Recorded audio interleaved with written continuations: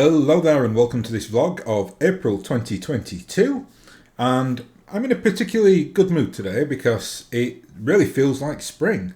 Just been outside for lunch, it's about 16-17 degrees, the oppression of winter has lifted, wonderful feeling, good show.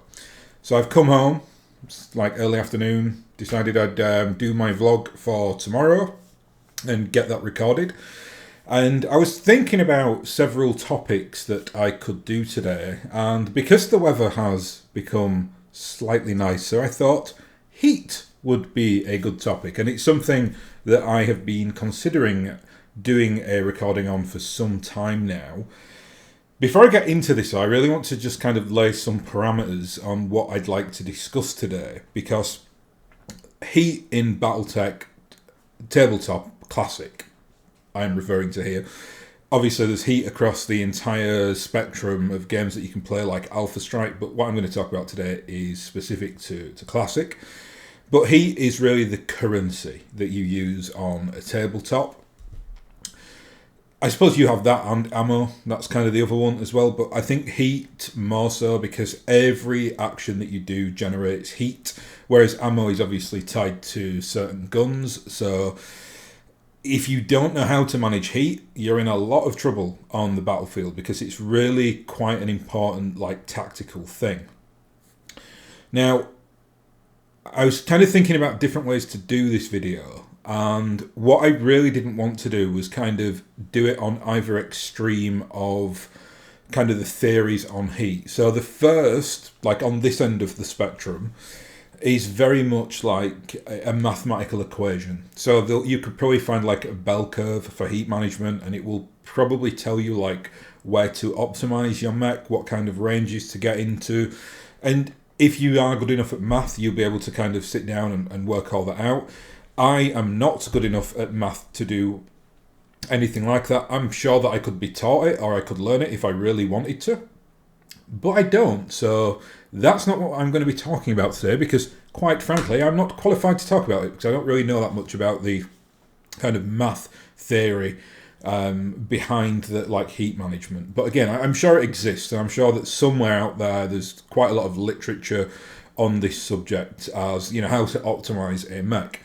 Then kind of on the other end of the spectrum, which I don't sit in either, but like I said, these two spectrums are the two extremities of where you can be, is what I'd probably term, what is heat management? And that's usually the player who just goes on tabletop and just continually keeps their thumbs pressed down on the trigger and shoots everything all the time and just melts their own mech.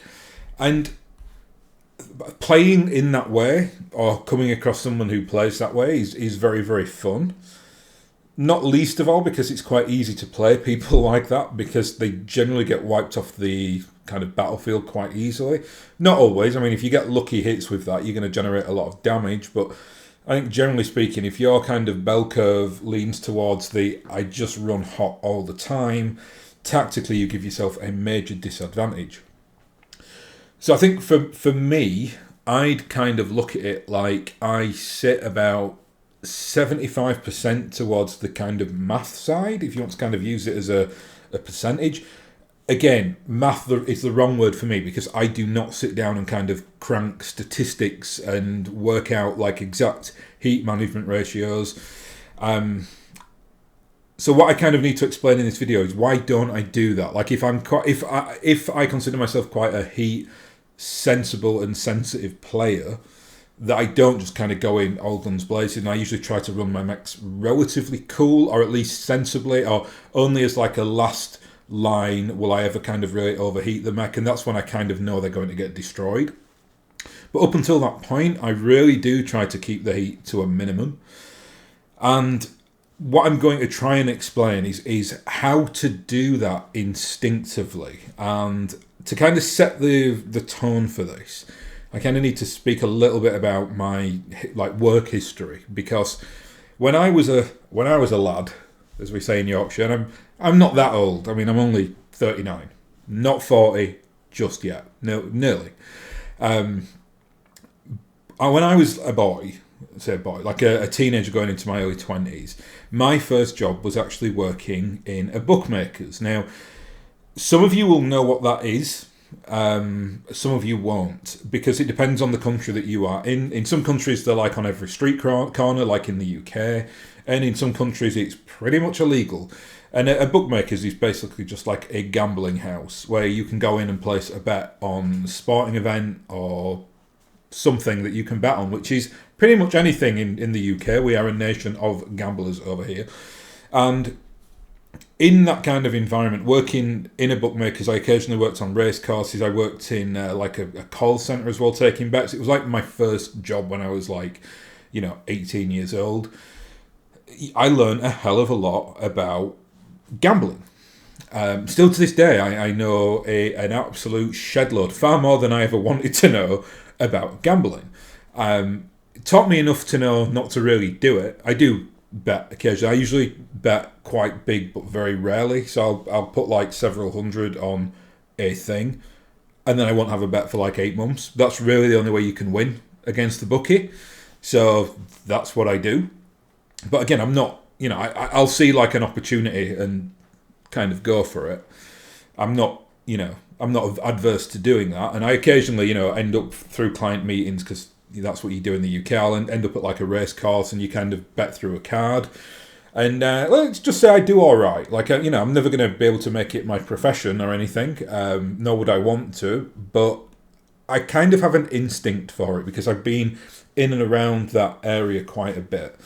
And BattleTech Heat really kind of fits into the same box as gambling, because you are at all times making like a risk-reward decision, which is the same as gambling. Like if you've got £100 in your pocket, do you gamble £10 and then use £90 to go buy food and electricity, or do you spend it all and just hope for the best on at the bookies or the bookmakers?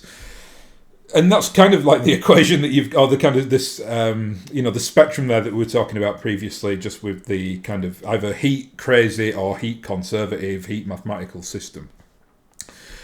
And for me, I always kind of opted for, I'll put it another way, somebody that I was very good friends with in one of these organisations that I used to work for taught me a lot about the balance between math and instinct, and how you really kind of need to figure that out.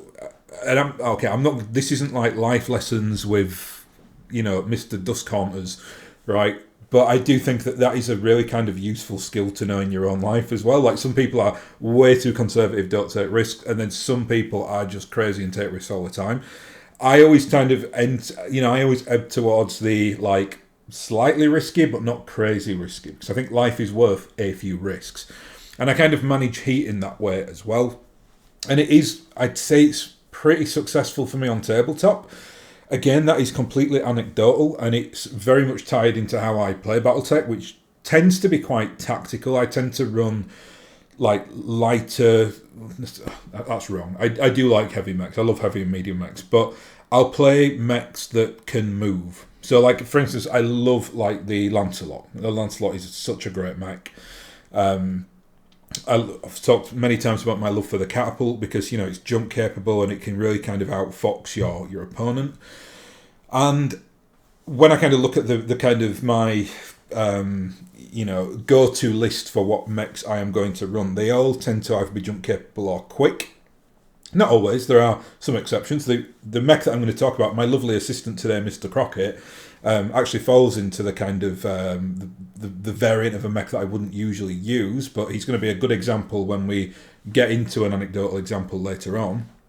So it's not universal to me, but I think over the years, especially after coming back into BattleTech, I've really kind of learned a system of playing heat that works for me, and I would say it's very much like instinct plus an understanding of the kind of the mechanic of the game. And I think if you can get into that like streamline, it's very enjoyable, because you find that you can naturally do it. Although you're not completely optimizing your mech, you really need to kind of go the math side to do that. you still feel like you are running cool enough to be able to get all the tactical advantages of not overheating, while your opponent may make mistakes and start overheating. And that's bad. I mean, it's a bad tactical error because you lose movement points. You potentially you can have like shutdown problems. Worst case scenario, obviously, you can have an ammo explosion. So you've got to be very, very careful with your heat management. And what I'm going to do now is just talk through the Crockett and why the Crockett is actually a very, very good example of a mech that, on the face of it, looks really quite bad at heat management. But in reality, it's actually very good if you have an instinct for heat. Now, before I go into the flex sheet, which is where I'll kind of look at all the stats and figures and things like that for, energy heat, not energy heat, weapon heat, and like the jump jet factor and stuff like that. Just a word on the Crockett itself. The standard variant of the Crockett, which is the where is it? There it is. It's the 5003 Mark 1. This is the Star League variant of the Crockett, and it's absolutely amazing. And generally speaking, unless you are playing like a niche narrative campaign or something like that, or if you're playing competitively, you just use battle value, obviously, so you could bring it for that. But I think in most circumstances, you're not going to be bringing the 5003 Mark 1. You will be bringing, though, the 5003 Mark 0, which is the kind of Succession War variant of the Crockett. A lot of people, including myself, will call those variants. So as soon as you see a mech that's kind of created in, like whatever 50 years or whatever it is after the Star League, you kind of know that everything on that mech is going to be downgraded. So it's going to have lost its double heat sinks, it will have lost its LBX weaponry, and it's going to be replaced with the standard inner sphere technology at the time. And that's really the mech that I'm going to look at today. That 5003 Mark 0 version, because generally speaking, most BattleTech players will play that mech. I mean, again, it depends on your friend circle, but I think if you're playing like Succession Wars, like if you were playing 3028 or something like that, and somebody rocked up with lots of like Star League mechs, your opponent might be like, how's that a thing? Obviously, it's not unfair to do that because everything's determined by battle value. So hopefully this isn't under my big fat head, but hopefully you can see there the 2.0 battle value for the Star League era Crockett is 1923, and for the Mark 0 it's 1704. So there's a good 200 plus points different between the two mechs, and that does make a difference. If you kind of if you're running say like a 6,000 point force or something like that, you might be able to kind of fit in a Star League mech and just kind of say, well, I want to play with that one, and then downgrade the rest of the lance. As long as your opponent's happy with that, then cool. But again, for me personally, I think playing with Star League mechs in Succession War era it kind of spoils the Succession Wars a bit, because it's supposed to be a little bit gritty and everything's supposed to be a little bit terrible. But again, each to their own. For this example, though, I really do have to use the Succession War variant of the Crockett, for the simple reason that the Star League variant is absolutely amazing and almost like completely heat efficient. So if you've got a mech that is that good, like it's only generating, I don't know what it will be. It'll be several points of heat per turn if you alpha strike. You can get away with actually like keeping your fingers pressed down on the trigger. I'm just going to turn this light off as well because I think it's a little bit glary, and as I say, it's very nice weather outside and it's quite bright. Anyway, let's get into this then. So we're just going to go onto the flex sheet here and have a look at the dirty old 5003 Mark 0. And I'll very quickly tell you why this mech is being used, because a few days ago, a friend of mine who I've been teaching how to play BattleTech over the last few months asked me if I would do a clan game with them. Like, we've generally kind of edged into it through Succession Wars. And he kind of said, look, I get it now. I get the tactics. I get the mechanics. He's a big war game player anyway, so it wasn't hard for him to learn BattleTech. So I kind of said to him, I said, yes, of course, I'm more than happy to play clans. So do you want to play them or do you want to play against them? So he opted to play for them. So I said to him, well, you go away and think about your force, build a force, come back to me, and then I'll, give you a force back that we can then play against. Anyway, he decided, in his wisdom, to play Smoke Jags because the Smoke Jags are like the evilest of the evil clans, right? So you might as well go full hog if you're going to play clans. Like, there's no point in playing the nice clans. You might as well just go full war criminal and play with the Smoke Jags.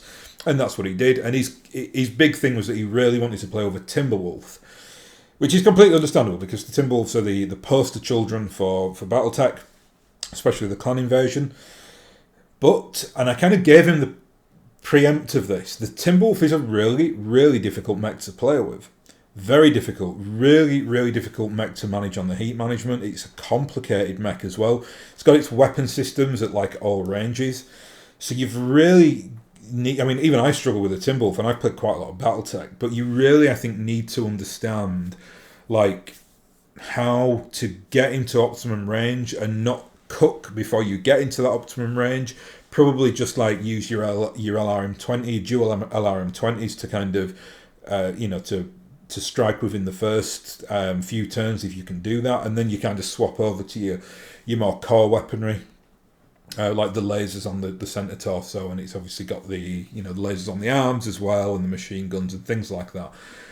And the Mad Cat is a great mech, but it's still a mech that you have to respect it, and you really need to, I think, understand like a little bit about like optimization theory in how like the BattleTech mechanic works. So you just wouldn't, for instance, want to run it in there with it. It kind of acts as a bit of a skirmisher in the first instance, and then you can close it down for the kill when you tactically need to do so. And I kind of gave him this description beforehand. So I said, look, all well and good wanting to play with the Timberwolf because Timberwolf, but it's a tough mech to play with. And I kind of told him, I just basically said to him what I've just said to you there. So he went into the game kind of understanding that he had to show a little bit of respect. Now, the game that we ended up playing, I played Draconis Combine. I mean, if he's going to go evil, I'm going to go evil as well. So we kind of played a, 30-52 or 30-51, something like that. Invasion era. Clan Smoke Jaguar invasion one of the Draconis Combine worlds, and then I was acting as like defender. And I will say this: I did kind of stipulate to him that I didn't want him to play a full 5-pointed lance because the point value for that just gets crazy, and then I'd have to bring 2 lances, and we would be there for ages. So instead, and this is something I talked about on a video I did a few weeks ago, which was how to solve a problem like the clans. It was called something like that. When I talked about the best way to solve it is to use 3-pointed stars, where you've got 3 mechs and then 2 points of elementals to supplement. Great way to do it, because it means that the inner sphere player can then just bring like an augmented lance, and which is basically like 4 mechs and 2 vehicles, or 6 mechs, whatever you want to play. And it just makes the game a lot quicker and more dynamic and less crunchy. So we did that. So he had his 2 points of elementals, and going on memory now, he brought the Mad Cat, obviously. I think he brought an Adder and a Mistlynx, something like that. I brought a Crockett, stretching my memory. A Grand Dragon, the good Grand Dragon as well. There's the Clan Invasion, or just before Grand Dragon, which is really good. It runs really cool, and it's got a nice ERPPC on the side of it. A Panther, and it was an awful variant of the Panther. It was the Clan Invasion era Panther with the ERPPC, which means it cooks when it shoots. So, learnt that lesson. I'll never bring that variant again. I'd rather bring the Succession War Junker than that one. And I brought the Jenner F, which is by far the best version of the Jenner.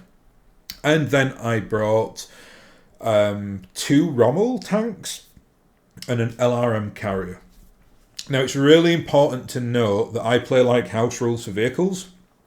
I don't play sheets for vehicles. I just basically have I translated a damage system from like damage as written in terms of its like armor values and things like that, and then I note that armor with a little dice next to the vehicle. It's a simple kind of method that I've got, but it just means that you don't have to mess around keeping record sheets for any basically non-mech unit. I do the same for elementals as well. It's not perfect in regards to its translation, but it's good enough. I've kind of sat down over the last couple of months and thought about it and kind of adapted it, because I really have got no interest in playing record sheets for anything that's not a mech. So that's important to note that what I'm going to tell you here is not that scientific because of the changes that I've made in regards to the vehicles. Because obviously, if I was going up with just that Lance versus his Star, he would have absolutely destroyed me, like no questions about it. As it was, though, the game was actually a draw. We absolutely beat each other to death, almost. I play with draw rules as well, so there's like morale factors in there, which I won't go into now, but it's quite easy in BattleTech. And by the end of the battle, I got very, very lucky. He'd actually forced withdrawn or destroyed all my mechs. And on the final turn, I managed to force withdraw his mech. So like the game came down to his last morale check, and he failed it. And that mech then had to leave the board, so it was basically a draw. So he definitely, he's a good player anyway. He plays a lot of war games, so it doesn't surprise me that he's good at BattleTech already. But the one really interesting thing that happened in the game was that the Crockett destroyed the Mad Cat, which I was pretty amazed about because it really is quite rare that like a Succession War Junker mech will go toe to toe with a Mad Cat and destroy it. I mean, yes, okay, the Crockett is 10 tons heavier than the Mad Cat, but the Mad Cat is just such a more powerful mech. It's much faster. It's got better weaponry. It's got double heat sinks. But when we were playing the game, it really dawned on me as we were playing it that it was my ability to simply manage heat which really gave me the advantage, which I thought was quite interesting. Now, I think against a more experienced opponent, I wouldn't have been able to do that because he would have managed the heat a lot better, or he's still kind of new to BattleTech. Instead, what happened was he ran too hot with the Mad Cat, got some penalties on there. Never got shut down or an ammo explosion or anything like that, but he kind of got the low end ones, like the modifier to firing and things like that. Whereas I wasn't picking any of those modifiers up, and I got some lucky shots as well. And also important to note, I do play with double tap AC. I think without that, there's no way I would have been able to beat the Mad Cat. So that's kind of it's not a house rule that I play because it's in one of the official books, but it's not core standard to BattleTech. So that's another thing in here. So I did have an advantage in some respects because of that. But in terms of heat management, what I'll do is I'm going to go through kind of how I played the Crockett, and I'll talk about the tactics that I utilised going into this game. Now, obviously, if he had 2 points of elementals and an adder and a mist lynx. Now, the mist lynx is not a great mech, but it's very, very quick. The mist lynx and the adder are obviously really good delivery systems for elementals, which is exactly what happened. His elementals were absolutely central to this game. They destroyed 2 of my mechs. I mean, elementals are nasty. They're very, very effective. So what my theory going into this was I am just going to use the Crockett to bully the Mad Cat. Like, I'm going to force the Mad Cat to really go to on almost like single combat with the Crockett, because I just won't leave it alone. I'm just going to get right up into its nose and start attacking it. But I didn't want him to know that from the get-go. So what I did in the first instance, I kept it on the side of the board that the Mad Cat was on, and just sprinted it down there. So I was constantly doing the max 5 run. Now, as soon as I kind of got into that 15-inch, I play on 3D terrain, so I will say inch, I won't say hex grid here. As soon as I got into that, I started pew-pewing the L lasers. Now, you can see the L lasers here. I'll just zoom in. They both generate 8 heat, so that with a run together is 18 heat. We've got 15 heat sinks, so I basically will be doing 3 points of heat on an attack like that. And I was quite happy to do that because I wanted to lull him into a false sense of security. I wanted him to think that I was going to do some manoeuvring with a Crockett, but I wasn't. My intention was always just to drop the L lasers eventually and just march towards the Mad Cat and try and destroy it. So I think on turn 4 or 5, whatever it was, that's when I kind of put that into action. And he panicked because I stopped using the L lasers. I think I barely shot them after I'd been at range of him, and instead I just swapped out to the double. Sometimes the double shot AC. It depends how close I was to the Mad Cat. It's not worth doing if you're too far away because you don't want to risk the jam. If you if you roll a 3 or a 4 on an AC, then you jam the weapon. It's useless for the rest of the game. Worse, though, if you roll a Snake Eyes double 1, then the shell actually explodes. So the weapon is then rendered useless, but in this case you do 10 points of damage to your internals, which is obviously quite brutal. But I knew at some point I probably would jam the weapon, which I actually did, but I just was kind of just going off luck that I wanted to get in there as close as possible and just keep trying to kind of score that double tap AC, which I actually did twice. And that was super important because then on 2 occasions I made him make piloting rolls, because I'm going to have to kind of talk about this a little bit in terms of how the double tap works. But the rule is this. So again, you roll to hit, and I've gone through the mechanics. So Snake Eyes is the shell explodes, that's horrible, but there's only 1 in 36 chance of that happening. 3 or 4 it jams and it's useless, so that's annoying, but you don't, blow yourself up. Anything else is whatever the result is. So if you get close enough, you can kind of hit usually with an inner sphere pilot on like 7s. And I did that twice as I got into very close proximity with the Mad Cat. And then obviously that means there is 20 points of damage taken for the Mad Cat. And then it's got to make a piloting roll or a piloting check. Now, he passed the first one, failed the second one, and fell over. And that gave me a massive advantage because at that point I was able to get in, do physical contact, get right up to the nose. And I think at that point he panicked and he tried to run away with the Mad Cat, and that's when I kind of had him. Because when I had him in that like close proximity, within under 5 inches basically, I was constantly able to hit him with the dual SRM6s and the AC-10 double tap. Never used the L lasers, only used the S lasers if I was in range, which was sometimes because they've got such short range anyway. But you can see there on that kind of primary attack there, we've got the double tap AC-10, which does 3 heat. When you double tap in, it does double heat, so that's 6 heat, plus 2 points of 4 heat for the SRM6s. So that's a grand total of 14 heat, and I was probably walking at this time as well, so I'm actually running there 15 heat, so I'm actually heat neutral. My point is this one, to get back on track with the heat management. I was never, ever tempted to use an L laser. The only time it happened was when I actually jammed the AC, and then I swapped out to the L laser, because at that point it's 1 L laser is 8 points of heat as opposed to a double tap AC, which is 6 points of heat. So even though you don't get anything like the damage that a double tap AC can do, it's still it's fine. It's just the risk that you take. It's that risk reward thing again. But again, what I'm trying to get at is in terms of like heat instinct management, I'd kind of, before I ran the force, or when I picked my force, you look at the Crockett straight away and you think it's not a good mech because it's got no heat efficiency. Because when you look at all its weaponry combined, it totals way more heat than its little mere single heat sinks can deal with. But that's only for an unexperienced player who doesn't understand kind of the tactical nuances between swapping weapons out. And like on one turn using maybe 2 guns, and then on the next turn you use the other 3, or however you want to kind of play it.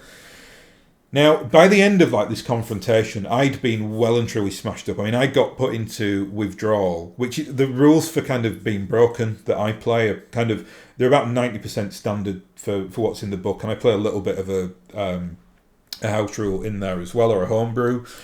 But there's loads of reasons why you can get made, where you have to do a morale check and then you have to leave. I'd basically taken so much damage on my internal structure that I was crippled. The mech is noted as being crippled, and that's when you've got to take morale tests in the end phase of every turn. And when I failed one of them, now the rule for failing your morale checks is that you've got to retreat back to your edge of the table, but you can still fire. So it was fine, because I still fired. So even though I'd been forced to withdraw with a Crockett, on the first withdrawal, I actually managed to destroy it. And I kind of knew at that point. I think at that point I'd had one of my arms destroyed. I think anyway. So I only had 1 L laser left to shoot with. But it was enough. Like his Mad Cat had been so badly beaten up, especially by like the cluster hits from the SRM6s and the double tapping from the AC-10. I got lucky as well, with the shot. So I think a lot of his damage, I'm trying to remember off the top of my head, I think a lot of it was concentrated on the right hand side. So I blew his right torso quite quickly, and he lost a lot of his weaponry because of that. And when that's another thing as well. As soon as that happens, as soon as you lose a torso, you then kind of you're determined to be you are determined as crippled, and then you've got to make morale checks as well. He kept passing his though because he's a clan player, and they've got in terms of my house rule, they've got better morale than Inner Sphere players because they are better trained. That's kind of the way that I look at it. Eventually though, he never failed his morale test. He just got blown up. I just destroyed it. And I felt quite proud doing that. Like, even though it was a draw, I am playing, even though it's a new player to BattleTech, I'm playing someone who is a good wargamer and knows what they're doing. But it is not the most common occurrence in the world to destroy a Mad Cat with an Inner Sphere mech, even an Assault Inner Sphere mech at that era. And we kind of did go one-on-one. I mean, I think there were a couple of occasions where other mechs had got involved in the fire. You know, like they might have had the Crockett or the Mad Cat as a secondary target, but it wasn't a lot. So it was kind of a one-on-one situation, and I just know that I won it because my opponent was constantly, I mean, if we look at the heat ratio, he was constantly in and around the 10 mark. And you can, actually, no, it was worse than that. I think he was around, because he definitely had the +2 modifier to hit, so he was in and around the 13 mark. I think he knew that he couldn't go above that, because as soon as you get into the shutdowns, you're in serious trouble. I mean, even that shutdown there, avoid on a 4, which is highly unlikely that you're going to be shut down. If you do get shut down, your opponent can make aimed shots against you, and then you are absolute toast. So, you know, like he was in and around that area, and that was basically then making us both equal, because I was a worse mech warrior because I'm an Inner Sphere mech warrior, so I had a higher gunnery skill, which is worse in BattleTech, obviously. He was a clan, trueborn, whatever, and had a better gunnery skill than I did, so that was really like equaling things up. Also, a point of note, the Mad Cat kind of nefariously has pretty terrible ammo on its LRM 20s, and he expended all of them early in the game. Like, he was probably shooting when he shouldn't have been. He was trying to finish off one of my vehicles just by double pew-pewing the LRMs at one of the vehicles, and he was failing at doing it. So, yeah, it's like I said, afterwards, when we kind of spoke about it, and I had this conversation with him, and I said, and I kind of told him, I said, I'm really quite delighted how that went in terms of how I was able to kind of take that Mad Cat down. I can't remember ever doing that before. You know, it's just not something that's regular in that time period.